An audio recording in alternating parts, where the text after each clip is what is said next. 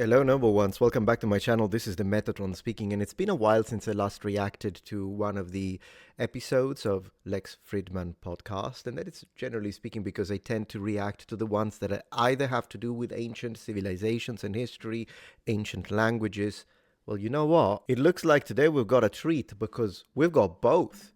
Episode 487, Deciphering Secrets of Ancient Civilization, Noah's Ark, and Flood Myths. Lex Fridman, so this is also going into biblical history. Fantastic. So without further ado, once again, massive thanks to Lex for always presenting and bringing up fascinating topics and intriguing conversations. Let's go. The following is a conversation with Irving Finkel, who is a scholar of ancient languages, curator at the British Museum for over 45 years, and is a much admired and respected world expert on cuneiform script, and more generally on ancient languages of Sumerian, Akkadian, and Babylonian, and also on ancient board games and Mesopotamian magic, medicine, literature, and culture.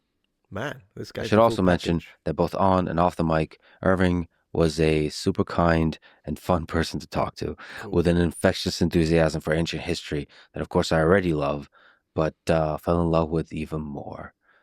This is the Lex Fridman podcast. To support it, please check out our sponsors in the description, where you can also find links to contact me, ask questions, get feedback, and so on. Awesome. And now, dear friends, here's Irving Finkel. Where and when did writing originate in human civilization? Let's go back a few thousand years. The first attempts at writing that we could call writing go back to the middle of the fourth millennium, say around 3500 BC, something like that.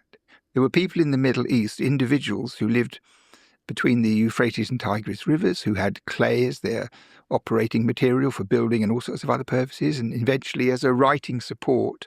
They somehow developed the idea of the basis of writing, which means that you can make a sign, which people agree on a surface, that another person, when they see it, they know what sound it engenders. That is the essence of writing, that there's an agreed system of symbols that A can use and B can then play back, either in their heads or literally with their voices, a bit like a gramophone record. So when it really began is a terribly, terribly awkward question for us, because the truth of the matter is we have no idea when anything began. Yes. And all we can say is that the oldest evidence we have is around 3500 BC.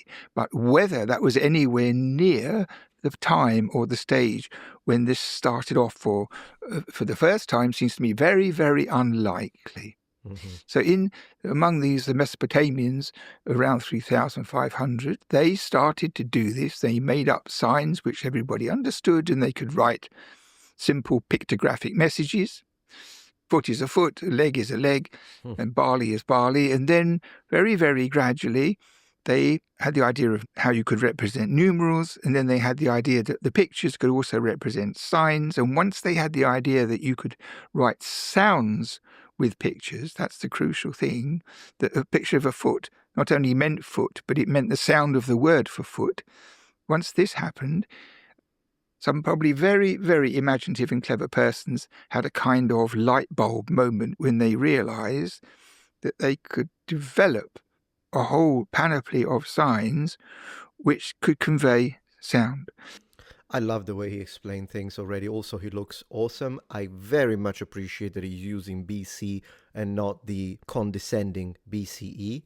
So this guy has already got like 50 points with me right off the bat. Similarly, by the way, the fact that it started pictographic and then moved into logographic and then moved into phonographic or phonemes, this is also what happened in the East with Chinese and Japanese, because we often think of them as ideograms, right? So it's basically a drawing of the image it represents, but that's only a fraction of the entirety of the whole of ideograms, or characters, as we should call them. A lot of them instead are used for the sound. A lot of them are used to put together radicals that connect ideas but then create abstract ideas. And once you had that, you're liberated from pictographic writing into a position where you can record language. So language, grammar, and all the rest of it, and before long, proverbs and literature and all the other things that got written down. So it was a pretty gigantic step Yeah. whenever it was taken, but we really have no idea when it was first taken. But the first evidence we have presents a sort of clearish sort of picture. It was simple and it got more complicated, and then it became magnificent, so that with all the signs, a fluent and well-trained scribe could not only write down the Sumerian language, which was one of the native tongues of Iraq, or the Babylonian language, which was the other main language of Iraq, but also any other language he heard. So if somebody came speaking French ahead of their time and spoke out loud, he could record with these signs the sound of French. And we have examples of funny languages in the world around in the Bronze Age, which were written in cuneiform purely by ear. And often, sometimes the scribes who recorded by dictation or by something wrote stuff they couldn't understand, but somebody else could read and understand it. Yeah, so upper echelon. What you have is, long before the alphabet, when the alphabet was not even a dream, complex, bewildering-looking, off-putting writing system, which was actually very beautiful and very flexible, and lasted for well over 3 millennia, probably closer to 4 millennia. Can you imagine And it took that? a long time for the alphabet, which anybody would say was much, much more useful and much more sensible, to displace it. So it's one of the major stages of man's intellect, because quite soon after the writing first took off, the signs began to proliferate. And someone said, hey, we haven't got a sign for this sound, or we haven't got a sign for this idea. And so it began to swell out. And at some extremely remarkable stage, probably only one person, suddenly realized that if there was no control, they would grow exponentially until it was all nonsense and everybody had their own writing. And so you need the standardization, absolutely. Second thing is that no one could remember them unless they were written down in a retrievable way. So they invented not only writing, they invented lexicography, which means that... yeah, that's amazing, actually. You know, it's something, hearing someone like him, an expert like him that has dedicated his life to this, you know what it does, and I'm sure you can agree with me, he will present things that are completely new, like information, and you're like, oh, I had no idea this was the case. But then he will also say things like what he just said now, that after you hear it, you're like, oh yeah, of course.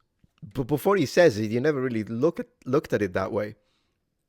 Like, of course, you think, yeah, they're making up the words, they're making up the sounds. Well, the words already existed. They're creating the symbols, practically. But then what he's saying is that they needed to standardize it, yeah, and that's when the authorities come in, whether it be religiously, ziggurat and whatnot, but even in ancient Egypt, or in China, whether it be religious connected, whether it be military power connected, usually it's both. Someone has to standardize it and say, that's how you do it. This is how we read it. This is how we do it.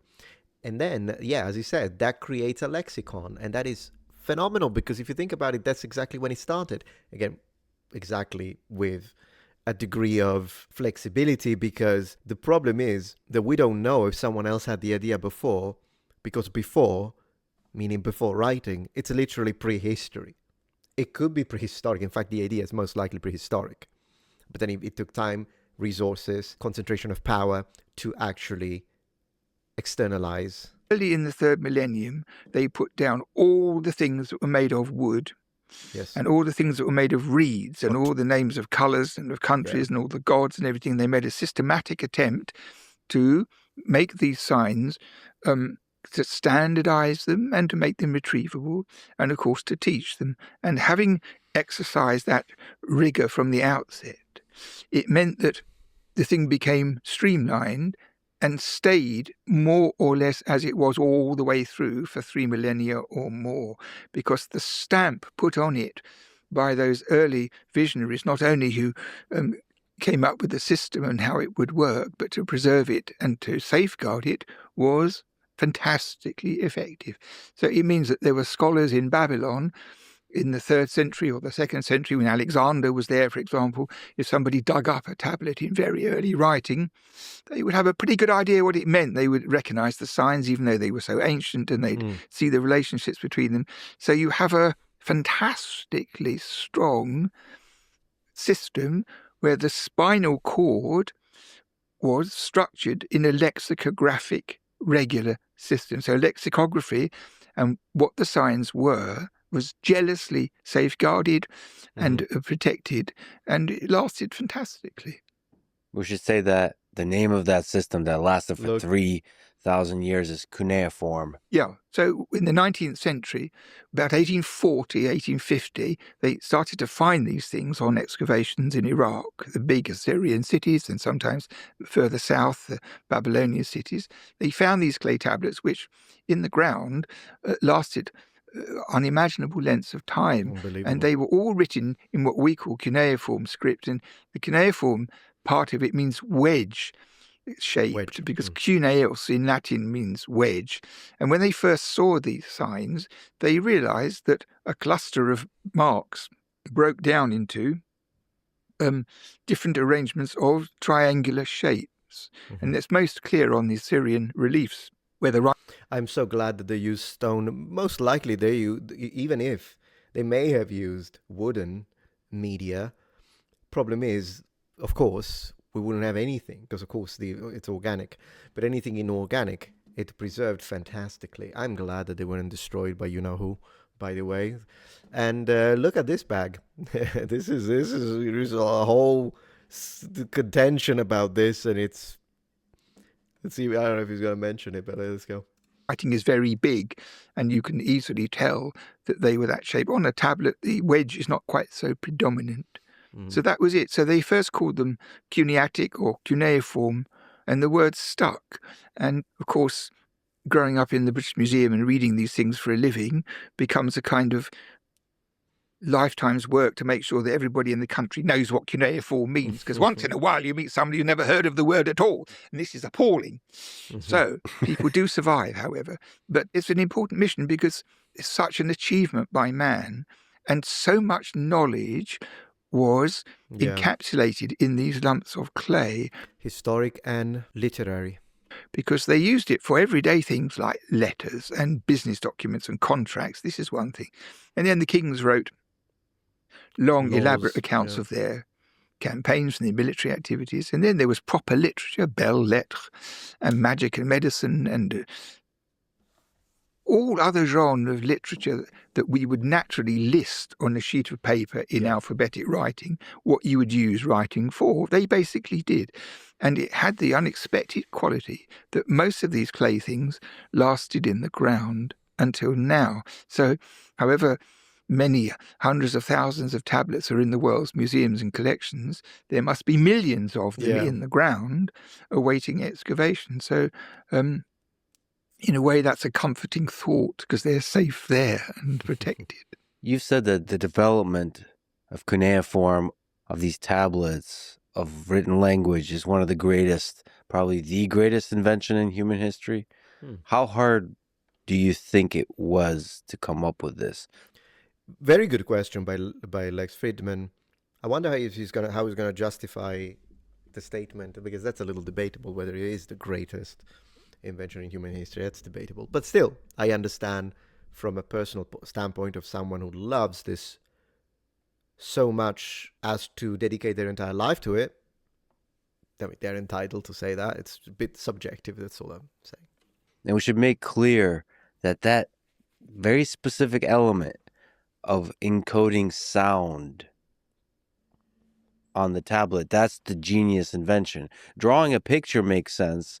Okay, here's, barley, here's the sun, here's whatever, the actual object. Exactly. But to actually write down sound is a genius invention. It is. Well, I think it's rather paradoxical, because the first generation or so of tablets that we have are written in these pictographic signs, as always, where each sign means what it looks like. So this is a very limited method of recording. Limited because, I mean, you need thousands and thousands and thousands, so it's limited in the sense that you would have to produce so much as they do. Like Egyptian had about 800 that worked like this, and then again in Chinese there are thousands and thousands. So then again, as I was saying, just a fraction of pictographic, because eventually you run out of it.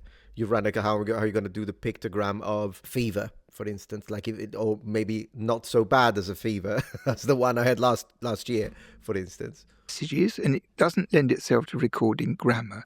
And then the Yeah. secondary phase, as we understand it from archaeology, is the perception that you could take these signs, still meaning what they look like, but also what the words sounded like. So then you have all these wonderful ice cubes which express all the sounds of the language from which you can record words and grammar and everything else. Now, the thing is, the received law from Assyriology is that it was that way round, that first we had pictures and secondly we had sound. Well, I have to say, I find this very hard to believe, because if you had a group of people in an environment where it was compellingly necessary to make a system that you made marks on a surface which everybody could understand and use, why wouldn't you start out with signs that made sounds? Because everybody speaks the same language, right? Yes, So yes. they didn't have A, B, C, D, E, F, G, but they could easily work out all the vowels and consonants without naming them as vowels and consonants, but the component parts. Yeah. So they could have had signs that started out, because if you decided we have 26, let's say they had 50 signs that would create the sound, they could write anything without any further trouble. So I find it very bewildering that they started off with the least flexible and the least adaptable system of pictographs, and then they moved on to the sound. I don't know why they bothered with it.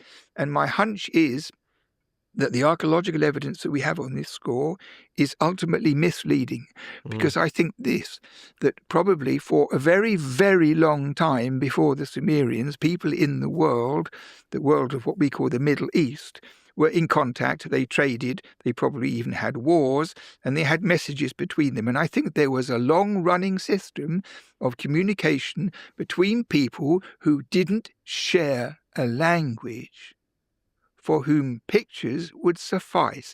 Okay, that's interesting. I was waiting for the punchline. They did this in China, by the way. So do remember that not everyone could read in China, right? Even in dynastic China, we can go back to whatever literally name. Let's consider like the first 3 or 4 dynasties, but in general, even all the way up to the Ming, even though literacy was starting, it was different than for the Han. But in general, not only not everyone could read, it's not like the whole population could read. Who can read? The scribes, the mandarins, specifically in China, the nobles, the people that are connected to power, because it's a way to write. Like you can write whatever you want and no one knows. I mean, it's good for you. But most importantly, your enemy can't read it. So if you write a letter, your enemy can't read it. It's particularly complicated. They don't know what you were saying if the letter or the messages or the orders end up in the wrong hands. So it's one way to control that. But interestingly enough, as the literacy starts to spread, then it's actually started to be used as a medium of communication, and it still works to this day. Like, think about it. You can have someone who speaks Mandarin Chinese, someone who speaks Cantonese. They sound and work completely different as a spoken language, just because we call them all Chinese. It's Chinese, right? But it would be like saying freaking German and Italian and Greek are all European. See what I mean? So that's why I don't even use Chinese at this point. I just specify Mandarin, Cantonese. They're very different. They're not mutually intelligible for the most part. But when they write, even though Cantonese now still uses the old traditional characters, and within the People's Republic of China, they use simplified, but still a lot of characters overlap, and those you can understand even though you pronounce them completely different because the drawing is the same. And likewise, if you show a Chinese script to a Japanese, they're not always the same. There will be some funny situations that are false friends. But in general, the gist of it, particularly if it's simpler in its concepts, it's still pretty understandable. Like if you write water, you'll be able to read it everywhere. Even though one person will read it shui and the other person will read it mizi. Right, the pronunciation attached to it completely different, but they can figure out what the drawing means, which is fascinating. To add this, and then I'll stop and let him speak, characters work like numbers. You see number 4, I can read it cuatro, you can read it quatre, someone else can read it 4. We all read it differently, but we can all understand what it means. And it doesn't spell it. We just recognize and attach a sound to it. It's exactly like that. So if merchants come and they have 3 sheep to sell, so they draw 3 little sheep, you know how much it is and what they are and so forth. Yeah. And so I think that what happened with the Sumerians, with their pictographic signs, is that those signs are right at the end of a very, very, very long period of time when somebody thought, what we can do is take these stupid, inhibited, no smoking signs and write language. Yeah. That is what I think That's happened. possible. That's what I think happened. Is this a controversial statement? Highly controversial. Highly controversial. Many Assyriologists would leave the room. Yeah. But I'm not scared of controversy because it's natural. Good man. I mean, if you think about it, it's natural because you don't have to have an alphabet to divide your word into sounds. See, for example, in Sumerian, you have a funny system of writing. You have a root, like do, which means to go. And then you have prefixes, like e or mu or ba. And one's a passive, one's an active, and this. So when you have a sentence, you have one of the mu, ba, or e prefixes, then you have the root, and then you have things at the end. So it's called agglutinative by people who like to make things look more important than they are. So you have the central thing, you slap stuff on the beginning, slap stuff on the end, and each particle creates a bit of meaning. So you have a long verb, which tells you he would have done it if he could, but he couldn't kind of thing in the form of the verb. But the thing is, if you wanted to write down, you and I decided to write down, so the first thing we would do is have a sign mu, and then we'd have ba, and then we'd have e, because every 5 minutes people make those noises. Yeah. You see what I mean? Yeah, absolutely. Do you think it's possible we might find much, much older I do. cuneiform type tablets? Well, or pictographic type tablets before the cuneiform, and they're drawing type. And I'll tell you why. Because there's this marvelous site in Turkey called Göbekli Tepe. Oh, yeah. You know about Göbekli Yes, Tepe? of Well, course. everybody knows about the buildings and the architecture and the sculpture. Everybody knows about it. If you go all the way through the photographs, which the archaeologists unwisely put online, you will find in the middle of one colour plate with lots of other things, a round green stone like a scarab from Egypt. That's to say, it has an arched back and a flat bottom. And on the flat bottom, there are hieroglyphic signs carved in the stone. Right? No one said anything about it at all. But it's clear to me, A, that this was a stamp to ratify where the carvings of the signs on clay or some other sealing material would leave an impression. It must be that. So this is about 9,000 BC. Yeah. Now, when I was a boy at university, my professor said to me that the reason writing evolved in Mesopotamia because they had complex cities with ziggurats and big buildings and lots of people, and they had to organize everything, and so they invented writing to cope with it. Well, if they had to cope with that in Sumer in 3000 BC, they sure as hell had to do it at Göbekli Tepe because they've hardly even begun to finish excavating the sites of Göbekli Tepe. They go on and on like Manchester and Newcastle United. And really, the old rule would be you could not have architecture like that. Without writing. That planned and built according to principle with all the different people. You couldn't have that without writing in southern Iraq. So how come suddenly, 7,000 years earlier, they do it there? And that green stone shows that they had writing. Holy moly, I love this guy. I absolutely love. Thank you, Lex, for finding this treasure. Man, this guy's amazing. Plus, I love the passion, and not only the arguments are compelling. It's interesting, thought-provoking. I love that he doesn't care about people are gonna get offended. Yeah, let them go to Assyria, have a good time. So I love the attitude, but I freaking love his passion, man. It's infectious in a good sense. That was an official who sealed this, got the stuff, or whatever it was, or it was his dad's name, or whatever it is, got a wiggly snake and a wiggly this. That is pictographic writing. It is. Maybe even as phonetic writing, I don't know. But it was writing thousands of years before in the south. And that's what I think it is. You know, people came with metal from or precious stones from Anatolia. They knew that in the south they had lots and lots of stuff. They wanted to trade. They had to communicate. And it's basically like having a cigarette with an X through the middle. Everybody in the world knows what that means. That they don't know what the word for cigarette is in this language, or cancer, True. or filter, or tobacco. It doesn't matter. That's pictographic writing. Yes, We still use it. he's correct. And it's above all kinds of mess. And I think that was the prevailing system, because I honestly believe that the people at this time were not stupid. They weren't gorillas. Obviously, They yeah. weren't less advanced than we are. They were probably indistinguishable from what we are. So you have merchants and wanderers and people who see, let's go down the river and see where we end up. And people looking for money, looking for women, looking for everything. But that's surely how it was.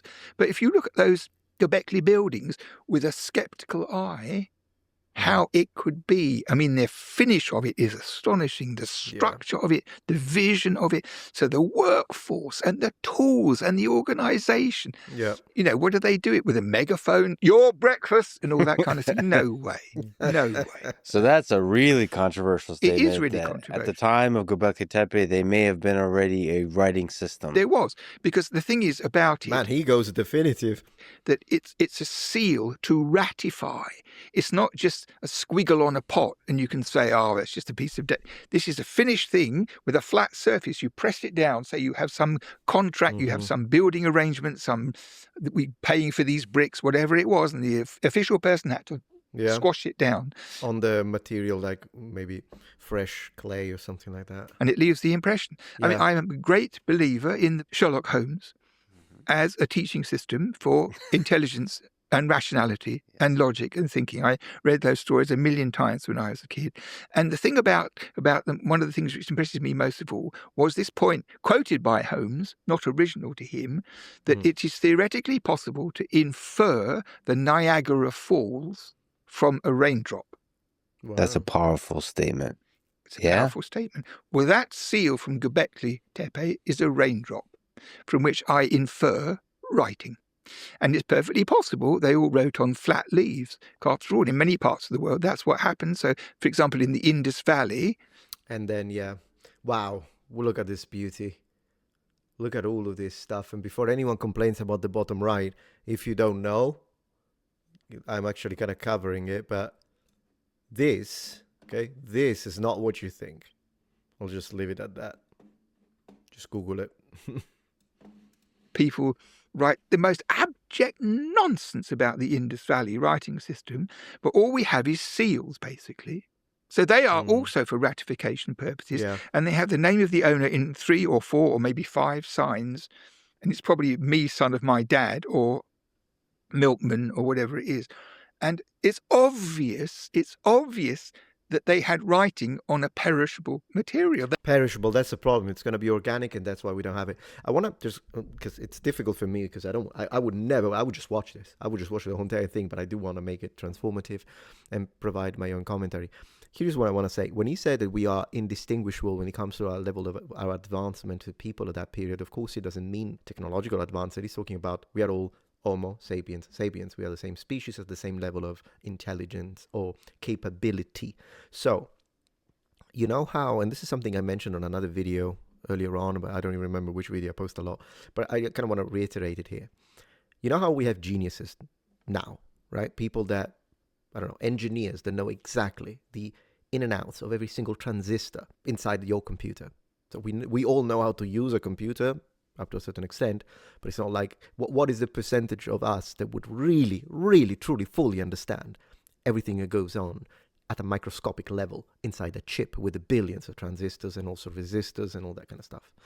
The geniuses that actually invented it, let alone the people that know how they're made into the minuscule details.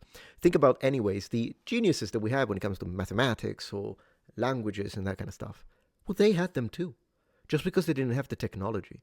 If you take any given population cluster in any given period, at a global level, they 100% had a few Einsteins, they had a few Beethoven, and that kind of stuff. And even though they didn't have the tech of today, they had the tech of the day. And so you did have average Joes, and by the way, average Joes are also important because average Joes can be really skilled. Imagine hunter-gatherers, right? Your average Joes are going to be the hunters, the gatherers, people that are absolutely necessary for society with their skill. But then a very, very minute percentage of that population, most likely people in charge or people with certain callings like scribes and whatnot, the scientists, if you will, they existed too, and they were extremely intelligent. So what do you do with the exact same level of intelligence of an Einstein, but in 9000 BC? Well, you use what you have and you come up with incredible inventions. And you do, and they did. It's just that they are made of the materials that they knew how to manipulate. But they existed. Same level. It's not just because we have technology now, which 99% of the population has got a clue how to make, by the way. But even though we have this technology now, it does not mean that they didn't have an Einstein in 9000 BC. They absolutely did. I don't know statistically what the percentages are, for how many, one in every, number of people, no idea. But they absolutely did have them. They can't just have had inscribed stone seals. And many parts of India today write on palm leaf. Why should it be any different? Yeah. So people think, well, just because it's now, it wouldn't be then. But actually, that argument is utterly, utterly fallacious. Tell them. Because the process of evolution is stymied left, right, and centre by inertia. Inertia is nearly as strong as evolution. And this is something that the people who talk about progress and ideas have no idea about. First of all, your whole line of work, you're making me realize, is a kind of like Sherlock Holmes type of process. The deciphering of the language, archaeology of taking those pieces of evidence and trying to reconstruct a vision of that world. And now you're making me realize that even all the cuneiform tablets we have is just a raindrop compared to the waterfall of thousands of years of humans. We have a lot, but it's nothing in comparison with what existed. But not only that, see, we don't have to decipher anymore. We can read Akkadian or Babylonian and Sumerian pretty well fluently. That's not a problem. So the information which you can get from these sources, especially 3 millennia of sources, is very, very substantial. Very substantial, but it means that Assyriologists have the inbuilt idea that what we have is something like all there ever was, which is absurd. For example, there's a period called the Earth-3 period, where people lived in city-states. They wrote very small account tablets by the 1,000, and there were 2 or 3 major cities where this is the way they lived. I have a video dedicated to these specific, like Akkadian and Sumerian city-states, and I compare them to ancient Greek city-states from an economical standpoint, structuring, reforms and all that kind of stuff, military, religion. And so if you're interested, I'll put a link in the description.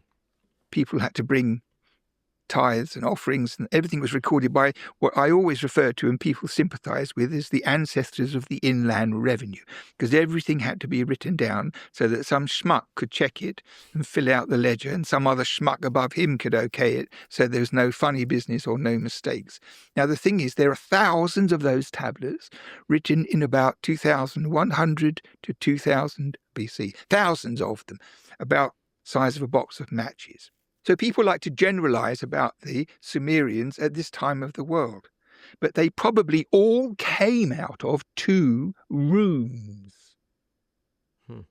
because they were dumped when they were no longer needed in some kind of room. And the archaeologists in the 19th century came down on these, and then all the locals came and they dug them up and they sold them all over the place, and they've gone all over the world, thousands and thousands of them, out of probably 2 storage rooms, which is not a whole culture or a whole country. Absolutely. Or their whole history or their belief systems. So our view of it is slewed by the nature of the material. And sometimes the material is opulent and benevolent, but not always. And sometimes the people who work with slewed material don't even realize how slewed it is. I mean, it's quite remarkable. So you, in all your time of studying cuneiform tablets, do you sometimes late at night get a glimpse of the waterfall? Like, can you imagine? Yes, I can imagine. I can imagine easily, because once in a while a library is discovered in the 1850s at Nineveh, which was the Assyrian capital, there was a fat king of the world, called Ashurbanipal, and he had a fantastic library, and he promoted it. He impounded tablets. He had them brought to Nineveh. He wanted all the prevailing knowledge and all knowledge from before under one roof. It's a kind of like Alexandria thing. So he was a trained scholar, and this is what he did. And they found it in the 19th century. They dug it up, Layard and those people. So what did they find? They found the tablets higgledy-piggledy all over the floor of a huge room and in the corridors and everything, and lots of them broken and lots of them burned.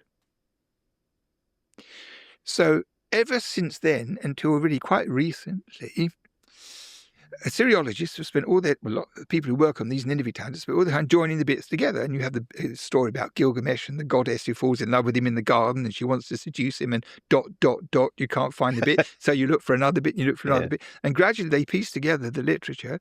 And the assumption has always been that if you put them all together again, you'll have the whole library. But it's the absolute opposite. Because what happened was that the Babylonians in the south, in my opinion, they worked hand in glove with the Elamites from Iran. They had a pincer movement and they beat Assyria. They conquered Assyria. And they ran through the capital and they set fire to everything, pinched all the women and took all the jewelry and all the gold. And people say that in a fit of pique, they destroyed the library. But they wouldn't destroy the library because it was the giant brain from which the Assyrians ran a world empire, and it had all the knowledge in the world. They destroyed that. They spoke the same language. They had the same writing system. They'd have taken them all safely home. It's a very good point, not necessarily, but I understand where he's coming from and I can sympathize with the position, and perhaps he is right, but it's not always the case. What sounds logical to us doesn't necessarily sound logical to everyone.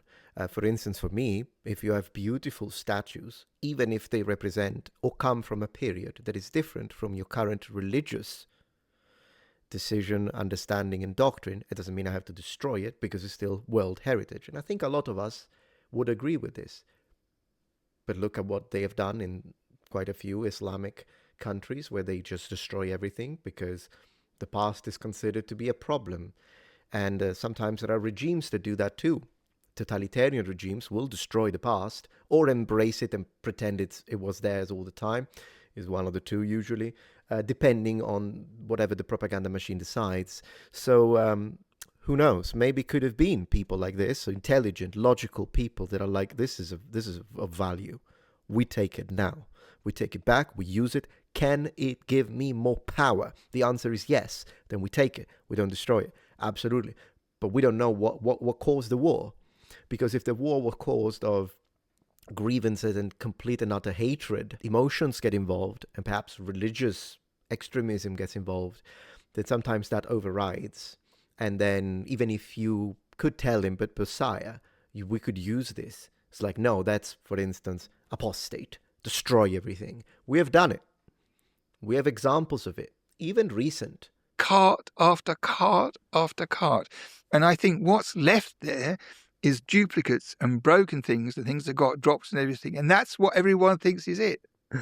So this is also is a controversial point. You're just nonstop. But it's starting trouble. It's common sense. You're going to get both of us canceled today. But you see the thing. It's predicated on the assumption that what we have is only what there was. And this is such a fallacy. Yeah, I agree with him on this. Not necessarily on the logical consistency of the point, because I just explained why it oftentimes logic has nothing to do with human action. However, I do still give him the grant in the point that we still probably have just simply a fraction, because that just might still be a lot more under the ground, as he said at the very beginning of this. It needs to be attacked left, right, and center. So a lot of the cuneiform language is already deciphered. Sure. Can you speak to the deciphering process? How hard is it? Maybe take us to this place of for you yourself first learning the language, figuring out the puzzle of it. How does it feel? That's such a good question. Why do people complain about Lex, by the way? They say, oh, he just asks silly questions. No, this is a really good question. I freaking love it. I think people just hate him, and then they have to come up with stupid reasons as to why to hate him. I think Lex is based. how does it look like to a brain that doesn't deeply understand it, and how do you then piece stuff together? Maybe you can go to the early days, sort of the Rosetta Stone of cuneiform also. That's important. Well, the first thing is that how the cuneiform writing system works, because the crucial point, and once you see it, makes a lot of things clear, is that they wrote in syllables. Yes. So if you take the English alphabet, which of course they didn't, you have the letter B, G, D, P, H, and so forth. They couldn't write a consonant. They couldn't do that. So what they did is they had a vowel before a consonant or one after. So you have ab and ba. But as they had 4 vowels, you had to have ab and ba, ib and b, ub and bu, eb and be. So you had the range of things clustered around what we call a consonant. So they had all those for all the letters, which gave them a basic system. There was much more to it than that, and it was more complicated than that, but we don't have to really go into it. But basically, if you are a Babylonian and we want to write the word museum, which of course is one of the most important words in the English language and other languages too. So what you would do is you would write the syllable mu, and then the sign z, and then the sign So you split the word up into its component syllables. When you read it in your mind, you squash them together into museum. That's the basic system. They had other signs which gave you a clue as to the meaning and the other bits around the edge, but it's basically syllabic writing. So when you go to university to study cuneiform, what you have to learn is all the signs and all their values, because unfortunately they didn't just have one for each, they had multiple ones. And the reason is not that they were mad or they wanted to make life hell, but because the syllables derive from the writing of Sumerian words. So the Sumerian vocabulary had a lot of words that were probably differentiated by tone. So you might have ba, and then a rising ah, and then a lowering. And these signs, so like ba and ba, all retain the ba value, even though there were no tones. So it means if you look at a sign list, there's a lot of signs. You have bar number 1, which is the common, then there's bar number 2, bar number 3, and you have to learn them all. And when you read, you have to learn how to do it. So when in the modern world, if you go to university to do Assyriology, which I hope you and all of your disciples will do as soon as possible, you actually have to cope with 2 languages, the Sumerian and the Babylonian. Now, the first thing is this, that the Babylonian language is a Semitic tongue, which, although it's extinct, is connected to or related to Hebrew, Aramaic, Arabic, Ethiopic, Syriac, all that family of Semitic languages which are still alive. Possibly Phoenician. It's an early example of one of those. So that when the decipherment came along, it was the Semitic dictionary that they fell back on to identify words, nouns, and roots. The other language, which is Sumerian, the one when you stick bits in the beginning and stick bits at the end, is not only not Semitic, it's not related to any other known language. That's why I was telling you at the very beginning, they're not even related, like Akkadian and Sumerian, for instance, and then the rest that he's discussing now. Oh, no. Yeah, this is a bewitching thing. It's a bewitching thing to me. And this is how to understand it, because the languages that we study in the world today, linguists study, they more or less all fall into a language group. So you have Indo-European with Spanish, Italian, Latin, Hittite. Represent. And so forth. And so that's what French, that's one group. And you have Germanic and you have Slavonic. And most languages, even the far-flung ones, fall into what can be seen to be maybe big and airy groups, their family, like that. There's not one for Sumerian. So this means that the truth that languages do not exist in a vacuum, but they're part of a big family, must always have been true. So that when writing arrives about 300 BC, to write properly, it means that Sumerian was recorded just in time. But the big languages, maybe in China, in Russia, in somewhere else in Asia, that were related to Sumerian are gone? Are all gone. They're gone forever and ever and ever, unless something amazing happens. So we've got the one representative of this who bizarre knows? family. Yeah. So Amazing. it's a very stimulating thing to imagine.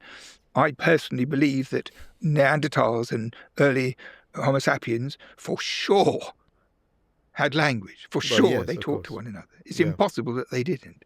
The I point agree. came when they did. They did. And the Neanderthals, 800,000 years of live in Europe. They had to deal with the Ice Age. They all live together. They bring up their children. You think they couldn't speak? There is also they did speak, I agree. And there is a 50,000 years overlap between Homo sapiens and Neanderthal anyways. 50,000. Really think about it. The entirety of our civilization is what? 10,000? Maybe you could stretch it depending on how you calculate it. But history, and then these guys coexist. It's just a coexistence. 50,000 years until Neanderthal went kaput.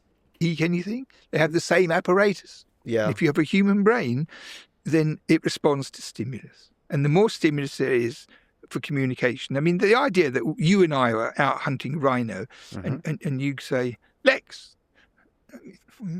shut up, I'm concentrating, Lex.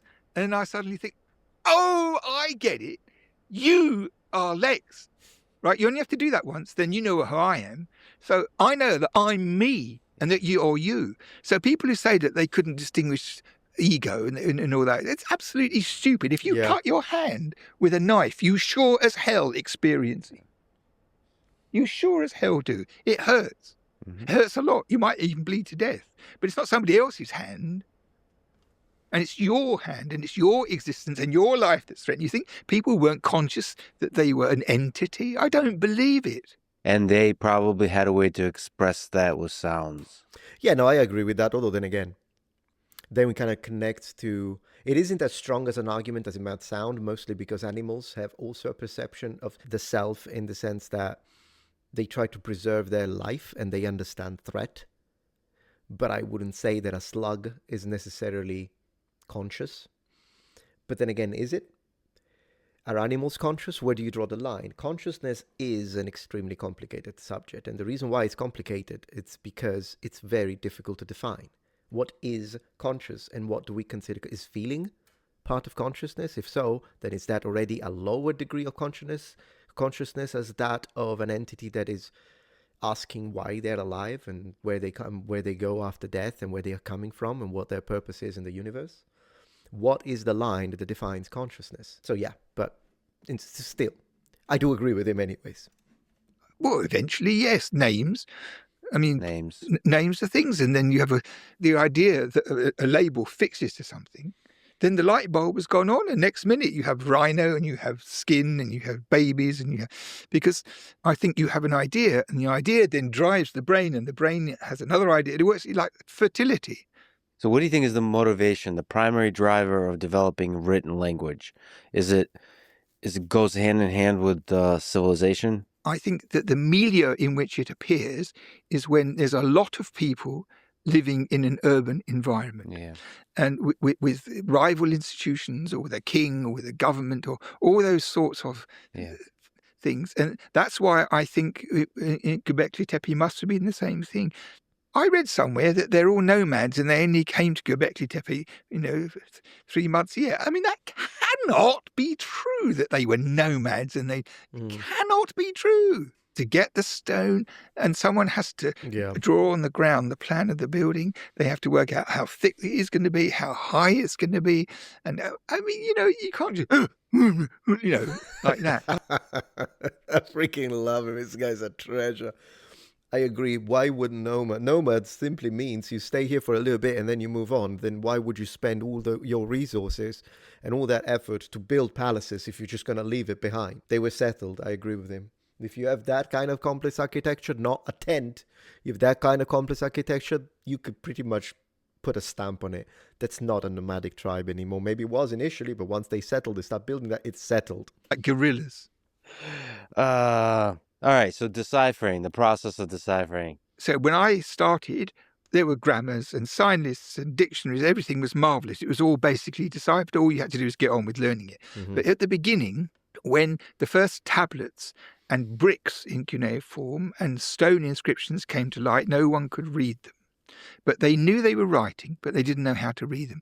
And what happened was, like you said before, with the Rosetta Stone, it was something directly comparable, because there was an inscription of one of the Persian kings halfway up a mountain in a place called Bisutun, Imagine who found where that. this King Darius had written an account of his successful career in Elamite and in Babylonian and in Old Persian, trilingual version. Fantastic. And Old Persian, although it is obviously an archaic form of the language, Persian is still alive. It was still alive in the 19th century. So since the Old Persian was written in a very simple style of cuneiform, they deciphered it. They twigged it was Old Persian. They read it in Persian, and they read the names Dariush in Old Persian.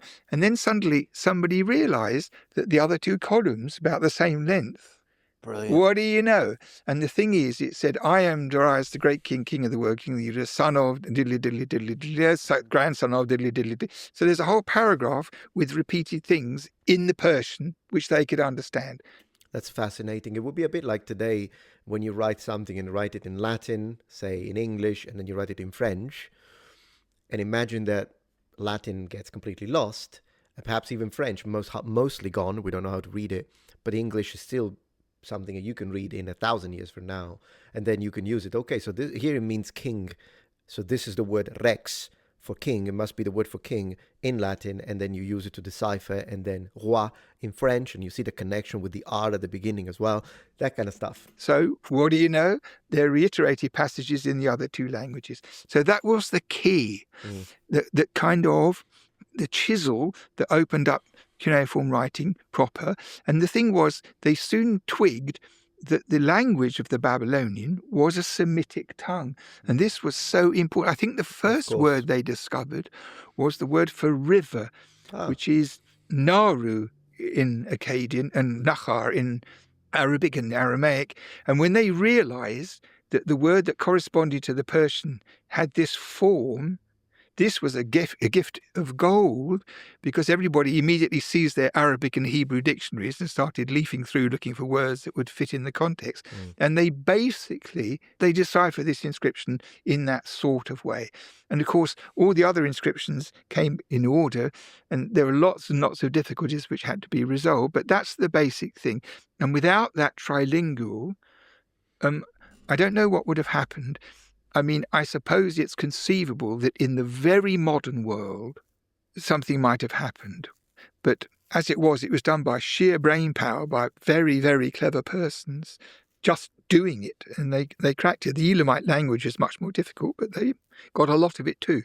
So it was a very romantic thing, because the inscription was carved on a mountain face far above the plain. And Henry Rawlinson, who was a upstanding young British officer who claimed to decipher cuneiform quite unjustifiably, climbed up there with some miserable kid and made squeezes of the whole thing overlooking the plain, thousands of feet up in the air, and brought those back, and they were used in the decipherment. So it's very romantic. Wait a minute. More controversial statement from Irving today.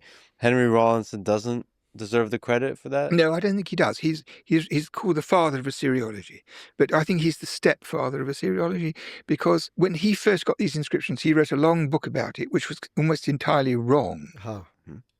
And there was a clergyman in Northern Ireland called Edward Hincks, who lived in a place called Killaloe and had 5 daughters and ran this church, who was possibly a card-carrying genius, if not jolly close. And what happened with him was this. There was an ongoing competition, an ongoing challenge to decipher hieroglyphic writing, which Champollion usually gets the credit for. And Hincks was very interested in trying to decipher hieroglyphic ahead of the French. And he ran into a sort of dead end at one stage, and he thought he'd have a look at cuneiform to see if it was helpful.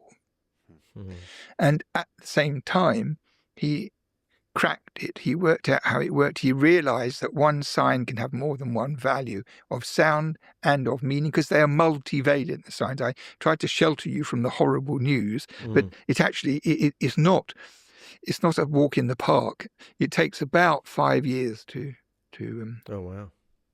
You probably do it in about 4, probably. That Oh, is a that's nice. compliment. I think you just complimented me. Thank you. Thank you very much. So you're saying one sign that looks exactly the same might have different sounds given the context? Yeah, and you have to choose the right sound. Wow. And also different meaning as well. Because, for example, if you have a sign for hot, word hot, right, you can't really have a picture sign for hot. Doesn't make sense. But what they did is they did a drawing of a kind of complex thing with a brazier inside another sign, which meant hot. So that sign existed, but it also meant other things as well. And you had to choose the right one for the context. It's all a contextual matter. I mean, it really is quite a matter for despair when you start cuneiform, because on top of everything else, they didn't leave gaps between the words. Yeah. And So they're all connected. that's really mean. Yeah. That's So when really you mean. read, Well, they were being, efficient. It would be efficient with space. You don't leave gaps in Chinese nor Japanese, and as far as I know, you don't leave gaps in Egyptian. But I don't want to send. I want to send a message to the Egyptologist just for a question. He's probably sleeping right now, so correct me if I'm wrong. what you have to do, you start with the first sign and you think of the sign list and you go through the values in your mind, and there's next sign. And if one is bar and the next one is ab, among other readings, bar ab sounds like a syllable structure for a word, and you go on like that. Mm-hmm. So there are two things about it. One is that if you want to, you can master it. The other thing is that the number of variables was restricted.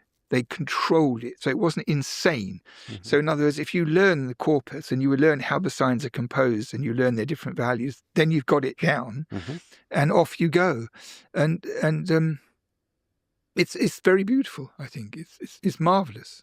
Can you, in all It's a little insane. seriousness, take me back to the time when you were learning it? What's the Yes. process of learning it? Well, I had a very abnormal upbringing, because when I went to university, for about 3 years beforehand, I'd wanted to be an Egyptologist. Mm. So I'd read the grammar by Gardiner and was looking forward very much to studying ancient Egyptian. And what happened was that I went up to the University of Birmingham, where I went to university, and there was a man called Rundle Clark, who was an Egyptologist. And Rundle Clark came in on the Monday and gave us one lesson about Egyptian sculpture or something like that. And the next day he died. Oh. Bang. Hmm. So the professor called me into his room and said, look, it's going to take me a while to get an Egyptologist. They don't grow on trees. But there's another person in this department who teaches another ancient language called Lambert, and he teaches cuneiform. So what I suggest is you go and do a bit of cuneiform with Professor Lambert, and then when I get an Egyptologist, you can convert back. Yeah. So I go and knock on the door. Yes. So I went in and said, I want to learn cuneiform. And Professor Lambert, who was rather a Sherlock Holmes kind of figure, aesthetic, bony, sarcastic, cruel, absolutely terrifying. And I said I wanted to learn cuneiform, and he wasn't at all pleased, because this was a time in Britain when professors resented having students to teach because it butted into their research time. It was that sort of arrangement. Yes. Anyway, I started it off, and after about, I don't know, maybe 1 or maybe 2 lessons, I knew this was going to be my life's work. So that's what happened to me. It was an amazing thing. So he gave me a list of signs to learn, basic signs. So I did. And the next couple of days, and then we came in and we started reading. So given the complexity of the signs, why did cuneiform last 3,000 years? The most successful writing system ever. Fair question. There are several factors. One is the famous factor of inertia. Mm-hmm. The second thing is that people who could read and write and were in charge of archives, and with the clerks in the temple and the writers for the king and everything, commanded a very great deal of power, because most of the public couldn't. So they reserved to themselves knowledge, understanding, philosophical inquiry. I mean, no doubt it went on in pubs and things, but they were in charge. They had everything under lock and key. And there were, I think the scribal schools are rather cliquey. They were certainly cliquey in the sense of Oxford and Cambridge being rivals, that sort of thing. They had that sort of idea. And it was in no one's interest whatsoever. Nobody would ever concede any interest in the idea of literacy for all. This would be, it would never be thought of, and it would be anathema. And so if you got on a soapbox on a Saturday afternoon and say, enough of this, we have to teach the children, they'd be taken away, I think. So we're getting in these It is a matter of social control. tablets the output of the intellectual class, a very small fraction of humans. So we're getting just the Oxford and the Cambridge. We are, except this. Well, and the tax records and all the managerial stuff, so we are getting all of that. That when you went to scribal school, you had to learn Sumerian and Akkadian, the languages properly, and all the vocabulary and the grammar. So some boys probably had a lot of trouble doing this, and, you know, they were okay, but there ain't going to be no geniuses. And I think the situation in the school was that the teachers farmed out the kids who would actually rather have been outside playing football but could read and write to earning their living doing low-level reading and writing. That's to say, writing contracts, letters, everyday things for people, because no one could read and write. So you had to get a scribe if you're going to marry your daughter off, and you get all the witnesses about the presents and all this. All the thing had to be done for 4 days.